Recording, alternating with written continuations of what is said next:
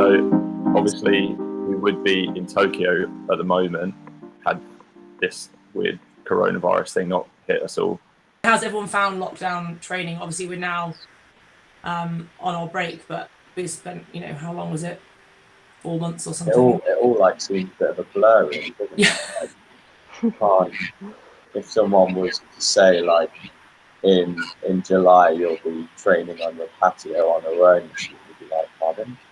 I think it's all been like such an odd experience that we've all kind of got through, and I think we've obviously all got through it individually, but I think what's made it so like it's what's brought us all so much stronger as a team is knowing that like you've got people all over the country like doing their thing, but it's part of such a bigger thing. Like not only is rowing such a big thing in our life, but it's rowing is such a big community, and that community's like has definitely come together to get through it all, and definitely I think it's going to stand as in incredible stead leading into the Olympics next year if we can all kind of do the world-class training that we've been able to do during these last 3-4 months. Then when we're all back together, like bring it on.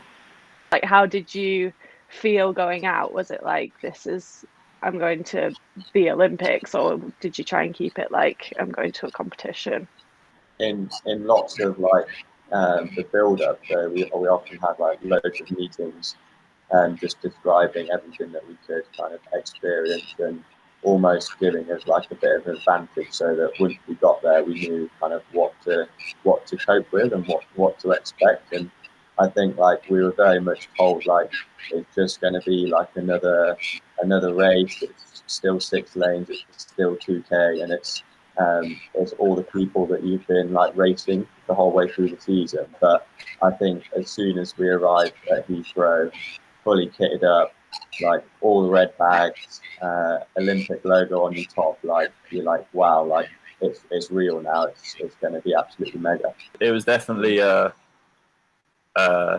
I think like I definitely got too much into the mindset of, oh, it's just another regatta, like because obviously it is, but at the same time, if you go like, oh, it's just like you can, like, I definitely was like, oh, it'll be just the same as doing Saturday pieces at Caversham, like it's nothing else. And then like the gravity of the situation when that hits you, like the less you're ready for how big that is, the like it sort of comes down on you like a ton of bricks if you're not ready for it.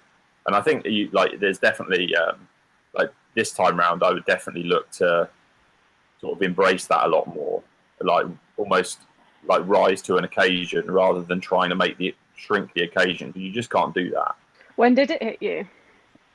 I think probably at the airport, like Jonny said, like when you're fully kitted up, like when we obviously got the kit, like what was it, like a month before or something like that, but when you like first put on like the Olympic rings and you're like, it's not just like you're trying the kit on anymore, it's like it's business time. The kitting out is the first time you really feel like you're going to become part of the Olympic family, if you like, and that's when it all starts to come a bit real. Do you fly out with other sports? There are a few, but because obviously we're such a big team, we take up like whole plane. Flight. And that was also pretty cool, like flying business. You know that you're there for business, like you're have a little bit of a lie down mid-flight, and I guess that also like makes you aware of like the situation that you're in. Like everything is guided towards performance, and everything is guided for us once we once we got to Rio, for everything just to like hit the ground running. And I think that's obviously sometimes a little bit different to world championships and everything. It's kind of like a world championship on steroids. It's all just getting that little bit more nicer, and it really everything has been thought about to the nth degree. And even like when we got to like the hotel we were staying at, we weren't staying in the village to start off with. Like everything had been kitted out TGB, so you got straight into the lobby of the hotel, and you knew straight away that this was our base for the next couple of weeks. And then you went into our room, and even again, it was fully kitted out, like everything had been thought about, which was like, you knew that it was going to be something special. We walked into our rooms, and on our bed were these like little gift bags. And I remember there's this, like, I've still got it now. It's on, like, I've got it on my mantelpiece at home. But there's like a card there was just like this little card, and it said on the front, "Once an Olympian, always an Olympian." And then inside it had a little note saying, like, "Welcome to the club," basically. And you're just like, oh, like this is big now. Like, you think, when you think of like British Olympians and that, you think of like Redgrave, Pinson, like Chris Hoy, Linford Christie, all these like legends, and then suddenly it's like, oh, welcome, you're now one of them. And that was like, it was literally just like a little card, but suddenly it was just like, holy hell, this is happening. I think that's what Team GB do an amazing job at. Like, they're incredible at getting all the logistics and everything in place and giving the athletes everything they possibly need to perform at their best. But it's those little things that just really make you feel, because obviously we're coming as a rowing team, but there's loads of other sports that have always been competing in their team, in their sport, but then we're bringing together and we're becoming one team, which is Team GB. And I think that really does create a lot of like momentum behind you. But it takes a lot to get, it takes a lot of planning and, intuition to get everyone in that place and feeling as one team. But then once everyone starts competing, you feel that momentum when we start doing well, and everyone starts supporting each other, even if it's just virtually over the internet or Instagram, whatever it is. But I think that is really powerful, and having that big team around you for all the different sports is, you just feel like you're part of like a big family, even though you haven't even met these people, And I think that's what Team GB do so well, and that's why I always think I'm like so proud to represent my country. But I just think we have such a presence, and a great presence, and an important presence when we're at the Olympics as Team GB. That's like makes it even more special to be a part of it, I think. I've got a question for John and Jonny, because you guys obviously raced a lot together leading into the games, and you were a really tight-knit team, you and with your coach Mark Banks. Is there a race that stood out for you at the Olympics that was one where stood out for you in whatever way, really?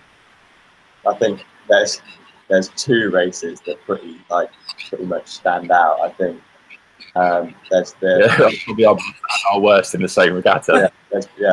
One of our best races and one of our worst races probably in the time in the double. So I think the heat was absolutely heinous, wasn't it? Yeah, we like it was, the conditions were like horrendous, and there was one point we actually ended up we got like hit by a wave, and we actually ended up like in the next lane along, and we I think we came like last in that or something, and so had to go through the repechage, and it was there was one point where I think we actually stopped rowing because we had to try and point ourselves back towards our lane. What is going on? Through this race.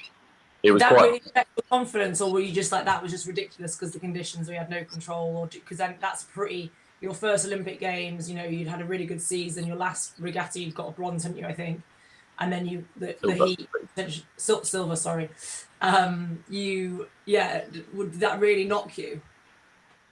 It was a bit. It was a bit like it did shake us up a bit because you're sort of going through it, hanging out the back of it, being thrown around all over the place, going, oh yeah, this is my Olympics, great.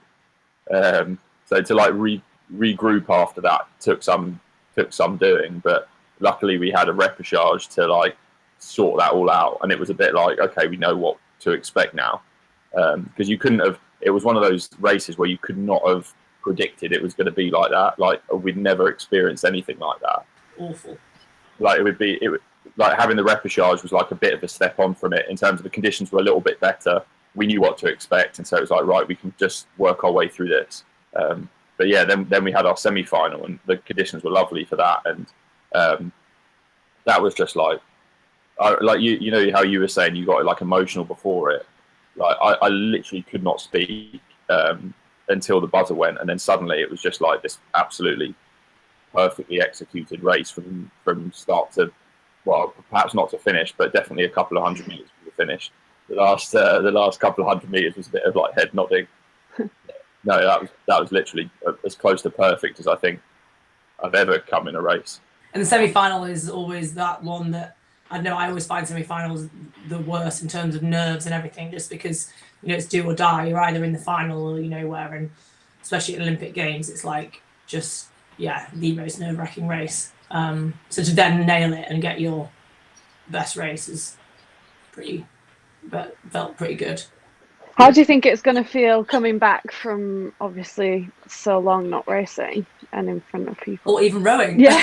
I actually think this could be a huge positive, because like I was thinking about this because I was like, Jesus, we're going to have to get back in and just start like crack on that. And I remember 2017, I was ill for the European Championships, and I had to like watch it from the bank. And I'd not really missed the regatta before that, and just having that breather and being able to like see, you know, I became a lot more excited for what was to then come.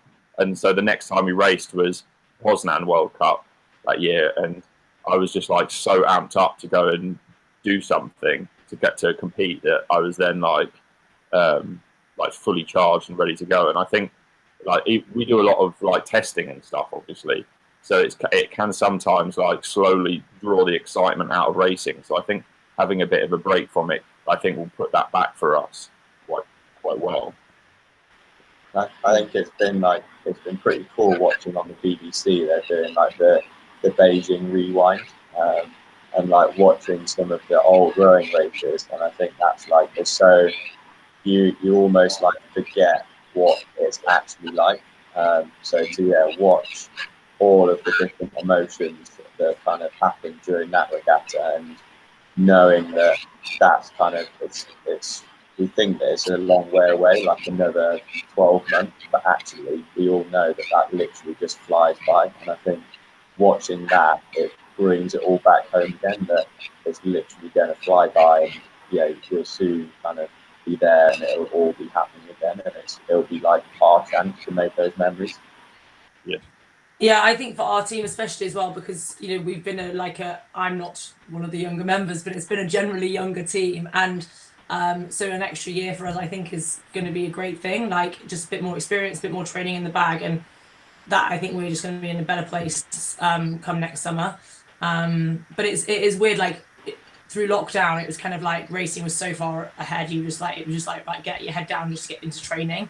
And then like, I remember I was like, I'm going to watch a couple of racing videos, because I literally can't remember what it feels like to row, I think. So I think I'm going to watch a couple of Olympic singles races. So I think from London, I watched the men's single there. And then, it just brought back all these emotions, because there you can obviously hear the crowd and all that. And I was just like, it just brought back that, like, this is what I'm doing it for. How much of a difference does the crowd make? I think like it's not only like the crowd, it's like the whole nation behind you.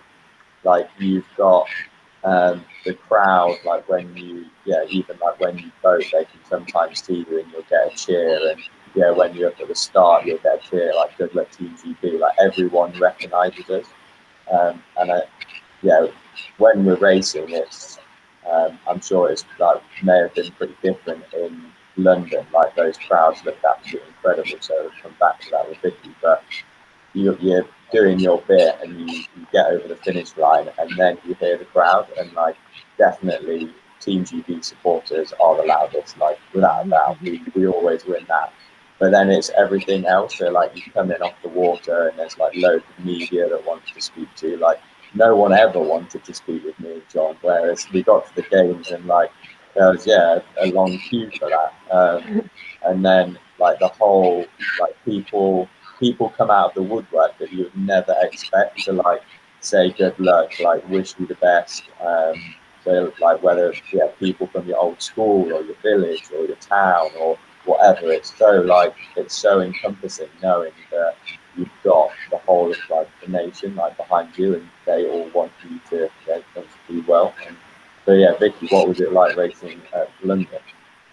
Yeah, London was crazy. Like, I've never heard anything like it. I mean, I'm guessing that's just like half of what it feels like to a Premiership footballer on a weekly basis. But to rowers, when there's, you know, very rarely many people in the stands, it was a wall of noise, and you could honestly hear it at the start. So when they did the call over, you could hear it reverberating up the course, which is just the most crazy feeling. So yeah, it did. It was super powerful. Obviously, we didn't have the best regatta, but it was crazy how those kind of crowds, and obviously it didn't have the same in Rio. But like you say, Johnny, like Team GB supporters are the best, and even when we go to a World Championships, it's always the GB like family and friends that come out and support us more than any other nation, pretty much. So that, you know, just massively helps. It doesn't feel like a pressure; it feels like a support and like a kind of a support blanket around you, because you know they're there and they'll support you no matter. They know how much work you put in, they know how you're trying your best, and I think that is really special. It's like having the Team GB team and everything around you, but also then the supporters.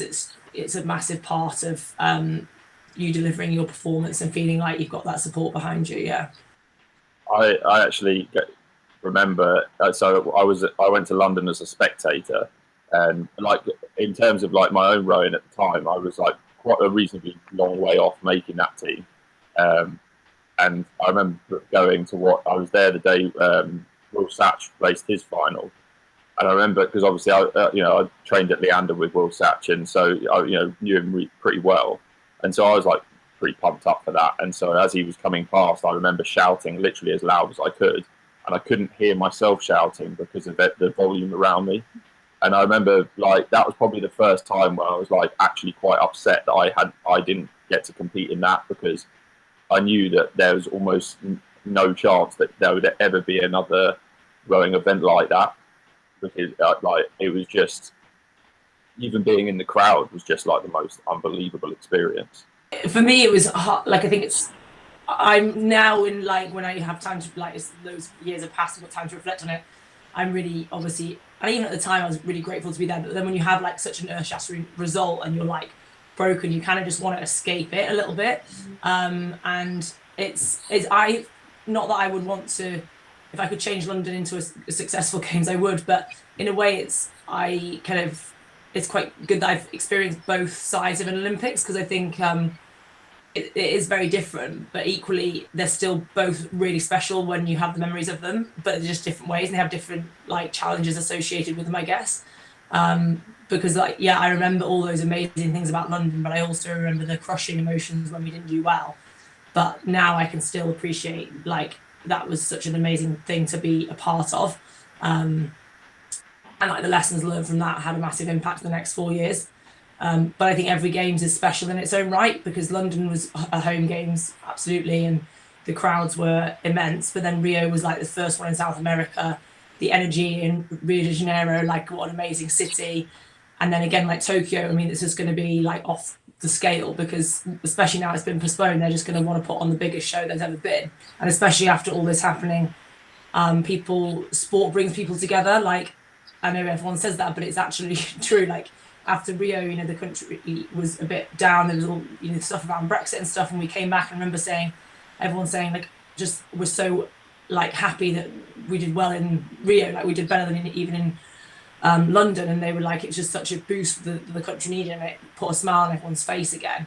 And I think that just shows the power of sport. And I think after this horrible pandemic and everything, and it's been a pretty low time for a lot of people, and there's been a lot of loss. I think having the Olympics hopefully going ahead next year, it'll just bring the world, our country and then the world, back together. And I think that's why Tokyo again will just be a games like none other, because it's going to be like that light at end of a really long dark tunnel. A good question for you, because obviously you haven't been to a games yet, but I remember seeing you after you qualified in the quad last year at the World Championships, and your emotions, honestly, I'll never forget them. It was just amazing. It just showed, because you'd been to 2015 Worlds and just missed out on qualification then, and you've worked so hard.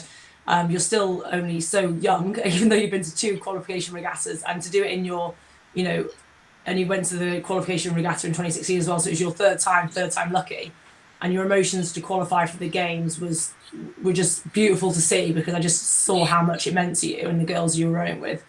what does the Olympics, why have you always dreamt about being an Olympian and going to the Olympics? What does it mean to you? Well, I haven't really. I got into rowing because I loved it, and I didn't ever want to take it seriously. I even told my coach that. Like, some people at the club were taking it seriously. I was like, oh my God, I don't want to be like them. I just want to enjoy it. But yeah, I think going through the years, it's kind of snowballed, and I've put more into it. Rowing's meant more to me and stuff. How does it feel once you've finished the Olympics and all your racing? Like, what are the emotions that go through after that final race? Depends how you do. Yeah, definitely. That was immediately afterwards. Actually, was good. Like, even though we hadn't, with our build up that we'd had into it, we were like, we could get a medal here, and then we didn't manage that. And obviously, there's like a bit of disappointment that comes with that. But immediately after the racing was done, it was kind of like, well, actually, that's, if you look at on paper, that's probably what was expected of us to an extent. Like, a medal perhaps was a possibility, but it was like right at the end of our fingertips rather than something we could really grab hold of, if you know what I mean. So that was fine. But then, like, the next day, went down to watch racing, and you see, like, the next day was the men's and women's eights. I'm trying to think if anyone else was on that day, but you see, like, there were, like, what was it, 18 people pick up medals that day, and they're all like your friends and that, and you're there empty-handed. That was quite hard. And then, like, the second week sort of definitely goes in ups and downs, because, like, some moments you're like really chuffed with what you've done. What we had done was pretty epic, considering how our Olympiad had gone. Like, the year before, we like barely made an A final, and then suddenly we're like fighting for a medal. Like, that was incredible. So sometimes you were really proud, but then now and then you'd like I remember trying to go to a party. I can't remember where it was. I think it might have been at the Omega House, and I couldn't go as an Olympic finalist, so I had to go as Karen's +1. She had a medal, and that was like properly being kicked while you're down. And then, there are little things that like make that significantly harder that comes with the Olympics. Like the perks that the medalists get, they fully deserve. But then when you're not a medalist, you see that stuff, and it like makes the sort of pain twice as bad, if you know what I mean, because you're being left out. So it is a very individual experience, that second week, for how you're going to feel. And, for better or for worse, it's still a fantastic experience. Like I mentioned earlier, been on both sides of doing well and winning a medal and then not doing well. And I guess it's more when for me in London, it was like we hadn't shown what we were capable of for different reasons. And I think that's harder to take than the result, because if you race your best race and you come out, you don't get the result you want, that's just like, well, I just wasn't fast enough or whatever. But we didn't do what we could have done, really. But yeah, so being a very, very different experience, having a medal, and in a way people do treat you differently, which I didn't really like, because I think just because you've got an Olympic medal, it doesn't mean you're a different person. And so that was a bit, like John's saying, there's a lot of benefits to that. You get into certain parties and whatever, and yeah, that's all great, and it's nice to it is nice, obviously, but I found it a bit uncomfortable sometimes when people treated me so differently to when I was fifth, so when I won a silver medal. So I found that quite difficult, and I felt a bit uncomfortable with that. But then, on a happy note, the second week for rowers is great because we finished racing.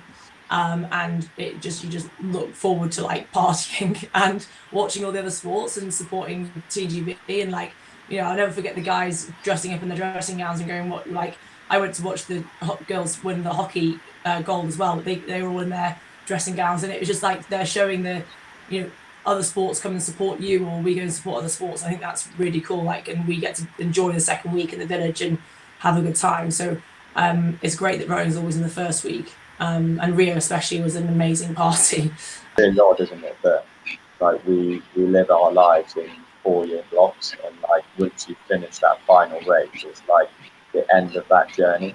So I can remember like just going out for lunch, like we've become so regimented in everything that we've done, like whether that was like 24 hours leading up to the final, or whether it was whilst we were in Rio. But then it's also the stuff that we were doing, like the Silveretta training camp, the Abyss training camp, all of the performance pieces before that, and then you almost kind of get like spat out at the end, and you're like, right, what do I do now? So I can remember sitting in a restaurant going, what do I eat? Like I had no idea what to order off the menu, because finally, after however many months, the decision, like I had to make a decision rather than it kind of always being there for you to go out and race the best race. So that was definitely, really, really weird. But then, like Vicky says, just have to embrace that second week. I definitely, it was absolutely mental. And like Vicky said, we did gown day, where we just put on our dressing gowns and tried to go out and support as many different Team GB athletes across so many different sports. So I think we started in diving, went wrestling, taekwondo, and then ended up at the hockey. So it was incredible just to experience all of those things that as like a non-athlete, rather than watching it on the TV, you're actually there, and you can you feel like we said, there's such a big team feeling of it, and you're part of this big Olympic family. And then you get to, so we stayed in a hotel whilst we were competing, and then once the rowing was over, we then made like a move and transition back into the village, and that was incredible. We went into the village like 1 or 2 times before we raced, just to kind of make sure that we knew what we were there for, and like the Olympics was part of it as being in that village. And I think the food tent was like the largest tent ever built. And it was just like literally any food that you could think about 24 hours a day, and just absolutely mental. So it's definitely, that is also part of the Olympic experience. Yes, you're there for rowing. Yes, you're there for racing, but also, embrace it. One thing, second week, like going back to kind of building on what Jonny said, I remember going to, it was when the women's 8 and men's 8 won their medals. They had this like party thrown for them at the British House, and I went as Karen, obviously as Karen's +1. And I remember being in there, and Chris Hoy and Bradley Wiggins were floating around in there. And, obviously you see them, and like when I was, some little whippersnapper, I used to look up at them and be like in absolute awe. And I was, we're there, and I just sort of went up and started talking to Chris Hoy, and he's like giving me the time of day as if I'm some kind of like equal to him. And I remember that real redeeming moment, like within all of that sort of, not being able to get into this, not being able to get into that. I was, that was like the moment where you're like, actually, no, I have achieved something. Like this man here is this legend here is looking at me as if I'm some kind of person he should listen to. And that sort of whole, the Team GB thing, I think being a part of that is kind of what, when you're disappointed with your results, just holds you together so well, because these people around you just make you feel like you're one of them. And it's a very prestigious company you keep in there, and that was fantastic, I thought. And like being a part of that was just so powerful. And also having Jason Status playing in that one. Yeah, that's true. That is true. Yeah, Jess, you should look forward to the second week, if nothing else. Yeah. I remember John talking about how he had like rippling abs and veins popping out, and then when he was sat on his bed after holiday. I don't remember your abs popping out as a child. But like, it was the first time in my life I'd looked at myself in the mirror and gone, "Cool, you look like an athlete." And then I think it was like you were like, "Oh, cool, I really don't anymore." a month later, I like looked in the mirror and like was like, oh, look at the state of me. I tensed up really hard and just nothing changed. I was like, no, within 4 weeks, and I'd gone from being in like the absolute shape of my life to just being this like I look like a blancmange. Oh, well, on that note, maybe that's where to leave it. I don't know.